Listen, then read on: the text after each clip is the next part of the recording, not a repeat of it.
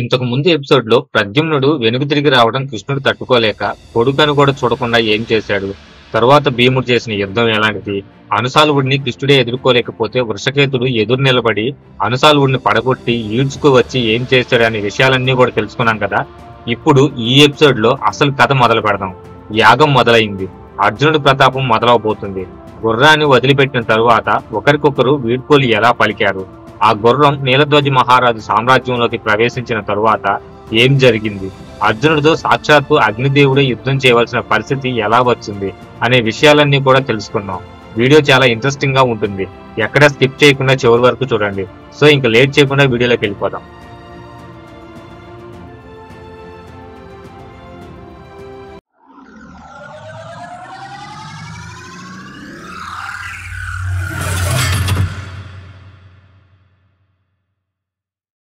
యజ్ఞానికి కావలసిన ఏర్పాట్లన్నీ చక్కగా జరుగుతున్నాయి. ఈ లోపల చైత్ర పూర్ణిమ వచ్చింది. శ్రీకృష్ణుడి ప్రేరణ చేత, పెద్దల అనుమతి చేత, దౌమ్యాచార్యుడి ఆధ్వర్యంలో ధర్మరాజు యజ్ఞదీక్ష కోసం పూనుకున్నాడు. ద్రౌపదీదేవి పక్కన కూర్చొని తాను కూడా సంకల్పం చేస్తూ ఉంది. అందరూ చక్కటి ఏర్పాట్లన్నీ చేస్తూ ఉన్నారు. ఋత్విక్కులంతా చాలా శాస్త్రీయమైన విధానంలో కార్యక్రమాన్ని నడిపిస్తున్నారు. ధర్మరాజు యాగదీక్షకు, అసిపత్ర వ్రత దీక్షకు కూడా సంకల్పం చేసి దానికి సన్నద్ధుడై కార్యక్రమంలోకి దిగాడు. అశ్వాన్ని తీసుకొచ్చారు. అనేక విధాలుగా పూజ చేశారు. దాని ముఖాన ఒక బంగారుపు రేకు కట్టారు. ఆ బంగారుపు రేకు మీద భారతదేశ చక్రవర్తి అయినటువంటి ధర్మరాజు గారి అశ్వం ఇది. ఆయన అశ్వమేధ యాగంగా ఈ అశ్వాన్ని వదిలిపెడుతున్నాడు. దమ్మున్నవాడు ఎవడైనా సరే దీన్ని పట్టుకోవచ్చు, ప్రాణాలతో బ్రతికి ఉంటే తీసుకోవచ్చు అని దర్జాగా మంచి వాక్యాలు రాశారు. ఇక ఆ యజ్ఞాశ్వాన్ని వదిలిపెట్టడానికి ఏర్పాట్లు చేశారు.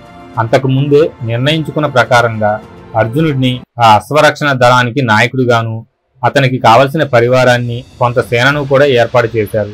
ఆ అశ్వం ఎటుపోతే అటు దాన్ని అనుసరిస్తూ, దాన్ని ఆరాధన చేసుకుంటూ వీరు ముందుకు వెళుతూ ఉండాలి. కొన్ని నియమాలు కూడా ఉన్నాయి. ఆ అశ్వం ఎక్కడ మలమూత్ర విసర్జన చేసినా అక్కడల్లా వీరు కొన్ని హోమాదులు చేస్తూ ఉండాలి. ఆ ఏర్పాట్లతో పాండునందుడు పార్థుడు బయలుదేరాడు. అప్పుడు ధర్మరాజు అతనికి కొన్ని హితవచనాలు పలికాడు. తమ్ముడు, నువ్వు మహావీరుడివి, సమస్త ధర్మవేత్తవు, నీకు ప్రత్యేకంగా చెప్పనక్కర్లేదు.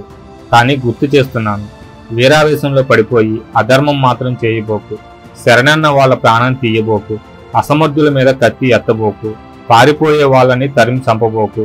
నీకు సహాయకులుగా కొందరు ముఖ్యుల్ని పంపిస్తున్నాను. యవనాసురుడు మనందరికంటే పెద్దవాడు, ఆయన నీతో వస్తాడు. కుర్రవాడు అనుసాలువుని కూడా పంపిస్తున్నాను. పసివాడు వృషకేతుని కూడా పంపిస్తున్నాను. వీళ్ళందరినీ రక్షించడం నీ బాధ్యత.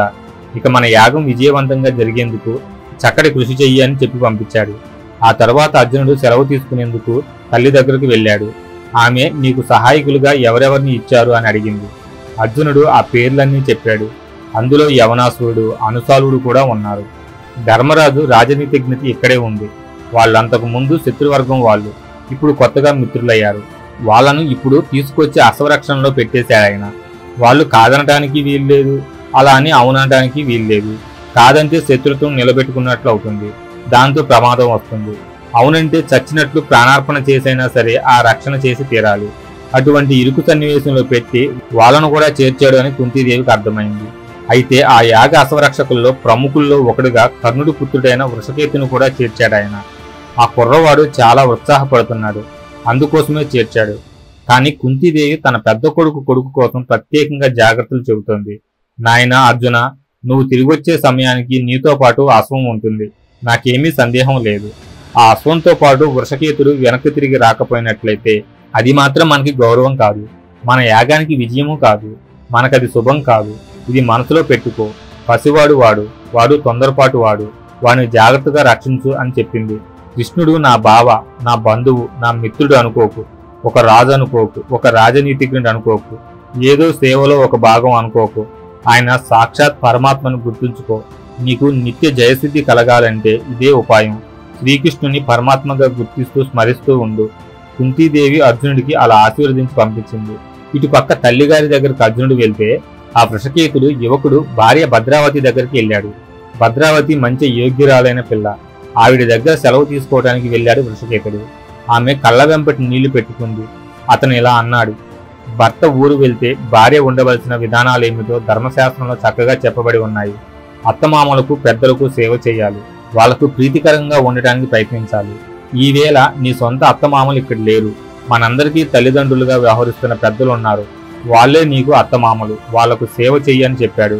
అప్పుడు నాదా, నీవు నా కోసం దిగులు పడవద్దు. నీవు యుద్ధంలో ఎప్పుడూ పరాగ్ముఖుడివి అవటానికి వీలు లేదు, వెన్ను చూపటానికి వీలు లేదు. యథోచితంగా, కీర్తివంతంగా, దిగ్విజయంగా సాధించుకుని రావాల్సింది అని వీరతిలకం దిద్ది పంపించింది. అక్కడ యవనాసురుడు, అనసాలుడు వీళ్ళంతా కూడా బయలుదేరారు.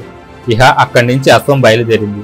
గంగానది దగ్గర బయలుదేరిన ఆ అశ్వం ఊళ్ళు దాటుకుంటూ, రాజ్యాలు దాటుకుంటూ నర్మదా నదీ తీరంలో ఉన్న మాహిష్మతి నగరం దాకా వచ్చింది. ఆ మాహిష్మతి నగరాన్ని ఆ రోజుల్లో నీలధ్వజ మహారాజు అనే ఒక దివ్యశక్తి సంపన్నుడైన రాజు పరిపాలన చేస్తూ ఉండేవాడు.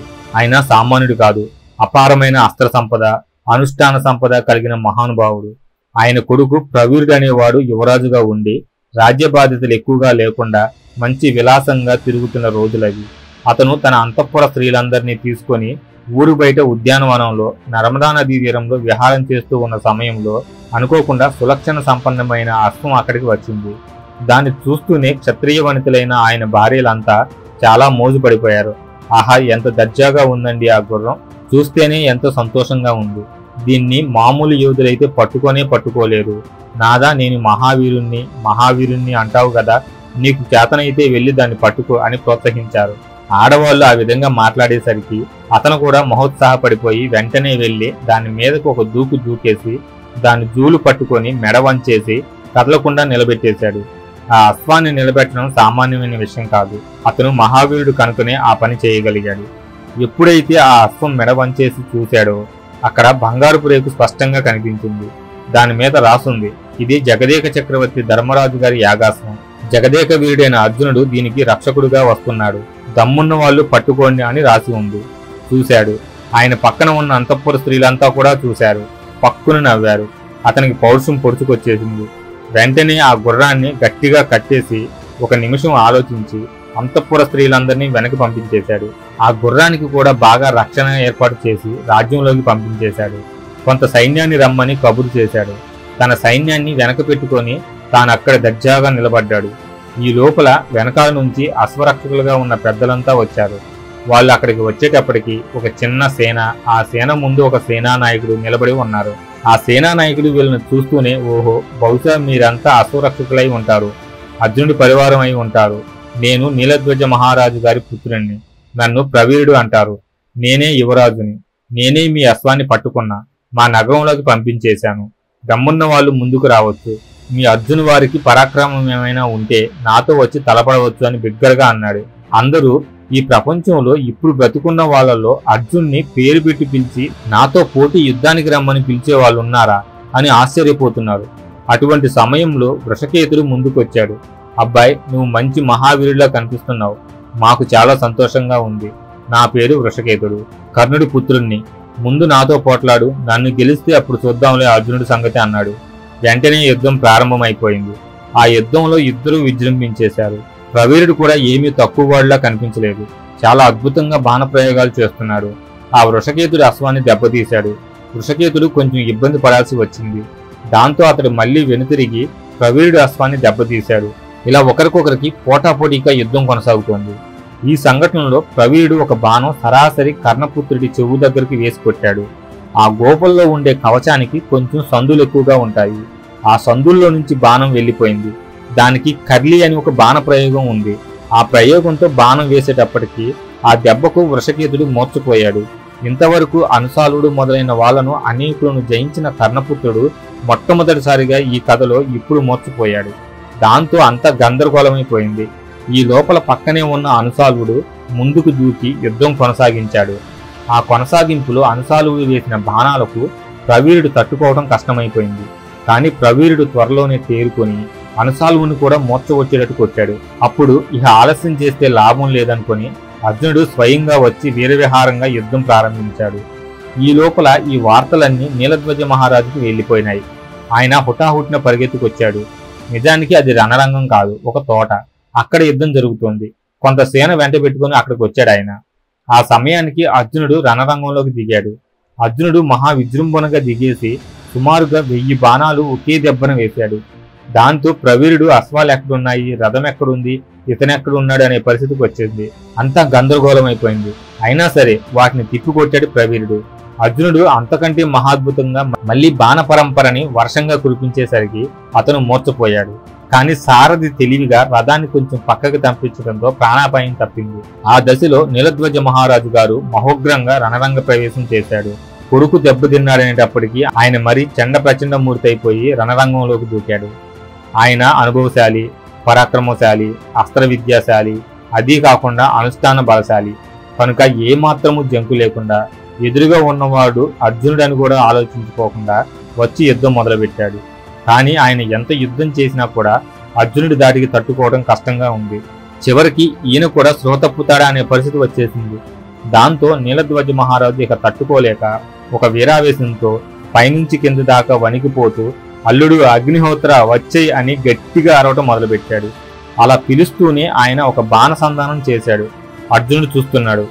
అర్జునుడికి దివ్య దృష్టి సామాన్యమైనది కాదు. ఎవరు ఏ అస్త్రప్రయోగం చేస్తున్నా కూడా ఆ అస్త్రదేవతను ప్రత్యక్షంగా చూడగలిగిన అద్భుతమైన దివ్యశక్తి సంపన్నుడు అర్జునుడు. ప్రాణాల రాకపోకలను స్వయంగా దర్శించే సూక్ష్మ దృష్టి అర్జునుడికి ఉంది. పూర్వం ద్రోణాచార్యుల శిరస్సు నుంచి ప్రాణం పైకి లేస్తుండగా స్వయంగా అర్జునుడు చూశాడు.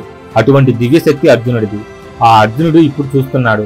చూస్తుంటే నిజంగానే ఆ బాణం నిండా అగ్నిహోత్రుడు స్వయంగా ఆవహించి వస్తున్నాడు. అన్ని దిక్కుల అగ్నిజ్వాలలు, ఎటు చూసినా సరే అగ్నిజ్వాలలు. ఆ మహాజ్వాలల్లో తన సేనంతా కాలిపోతుంది. రథాలకు నిప్పంటుకొని మండిపోతున్నాయి.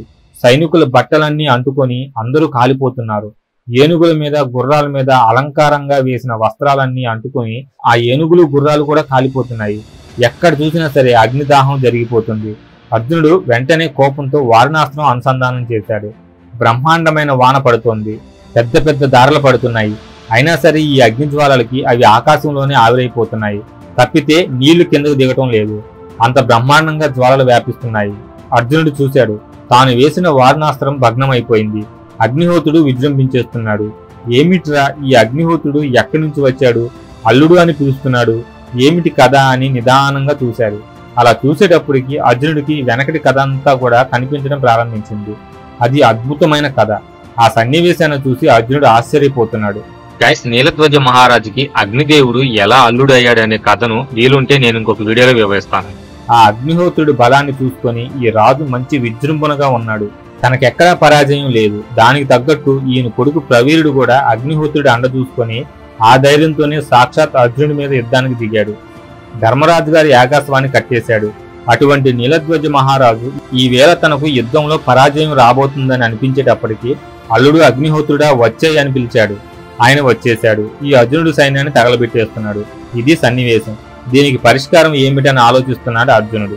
అర్జునుడి కంటికి ప్రత్యక్షంగా కనిపిస్తున్నాడు. సాక్షాత్ అగ్నిహోత్ర దేవుడే అక్కడ. ఆగ్నేయాస్త్ర దేవుడు కాదు. ఆగ్నేయాస్త్ర దేవుడు అంటే అగ్నికున్న అనేక పదవుల్లో ఒక పదవి మాత్రమే. అగ్నిహోత్రుడు, వాయువు మొదలైన వాళ్ళన్నీ కూడా కేవలం పదవులే, వ్యక్తులు కారు. ఈ విషయం మహాభారతంలోనూ అనేక ఇతర పురాణాల్లోనూ వేద వాక్యాలలోనూ స్పష్టంగా చెప్పారు. అగ్నిహోత్ర పదవులు మొత్తం 32 పైగా ఉన్నట్లు పురాణాల్లో స్పష్టంగా రాసి ఉంది. ఒక్కొక్క అగ్నిహోత్రుడికి ఒక్కొక్క పదవి. జఠరాగ్ని, శ్మశానాగ్ని ఈ జగత్తు మొత్తాన్ని వ్యాపించి చుట్టూతా ఉష్ణత్వాన్ని నిలబెట్టే అగ్ని, ఇట్లా అగ్నిహోత్ర శాఖలలో అనేక విభాగాలు ఉన్నాయి. వారందరికీ కూడా అగ్ని అనేది సామాన్య నామం. ఆగ్నేయాస్త్ర దేవతగా వచ్చే అగ్ని ఒక శాఖకు అధ్యక్షుడు మాత్రమే. ఆయన స్వరూపం ఏమిటో స్పష్టంగా తెలుసు అర్జునుడికి. ఇప్పుడు నీలధ్వజ మహారాజు బాణాన్ని ఆహ్వానించి ఉన్నవాడు ఆయన కాదు. మొత్తం సర్వాధికారి అగ్నిహోత్రుడు ఎవరున్నాడో ఈయన ఒకడనమాట. ఆయనే స్వయంగా ఈ బాణాన్ని ఆహ్వానించి ఉన్నాడు. ఆశ్చర్యం వేసింది అర్జునుడికి. కనుకుని తన వారుణాస్త్రం ఎందుకు పనికి రాకుండా పోయింది. ఇప్పుడు ఏం చేయాలి? దీనికి పరిష్కారం ఏమిటి? ఒక పక్క సైన్యం నాశనం అయిపోతుంది, మాడిపోతుంది, మసైపోతుంది. సో ఇప్పుడు అగ్నిదేవుడు కూడా యుద్ధంలోకి దిగాడు. ఏ అగ్నిదేవుడైతే అర్జునుడికి గాంధీవాన్ని అలాగే రథాన్ని ఇచ్చాడో ఆ అగ్నిదేవుడితో ఇప్పుడు యుద్ధం చేయాల్సి వచ్చింది. తరువాత ఏం జరిగింది, ఆ అగ్నిదేవుడు శాంతించాడా లేదా అనే విషయం, మరియు అగ్నిదేవుడు అత్తగారి భయంకరమైన కోపం గురించి, అలాగే గంగాదేవి అర్జునుడికి ఇచ్చిన శాపం గురించి, ఇలాంటి విషయాలన్నీ కూడా వచ్చే వీడియోలో తెలుసుకుందాం. సో అవన్నీ మిస్ అవ్వకుండా ఉండాలంటే తెలుసు కదా, ఛానల్ సబ్స్క్రైబ్ చేసుకొని నోటిఫికేషన్ ఆన్ లో పెట్టుకోండి. అలాగే మీ ఫ్రెండ్స్ అండ్ ఫ్యామిలీకి షేర్ చేయండి. అన్నిటికన్నా ముందు వీడియోని లైక్ చేయండి. అప్పుడే వీడియోకి కొంచెం రీచ్ పెరుగుతుంది. ఎంతో కష్టపడి వీడియో చేస్తున్నందుకు నాకు కూడా కొంచెం ఎంకరేజ్మెంట్ గా ఉంటుంది. అలాగే మీ అభిప్రాయాలను కామెంట్స్ రూపంలో తెలపండి. నేను ఖచ్చితంగా రిప్లై ఇస్తాను. సో ఇంకా నెక్స్ట్ ఎపిసోడ్ లో కలుద్దాం. అంతవరకు సెలవు, బాయ్.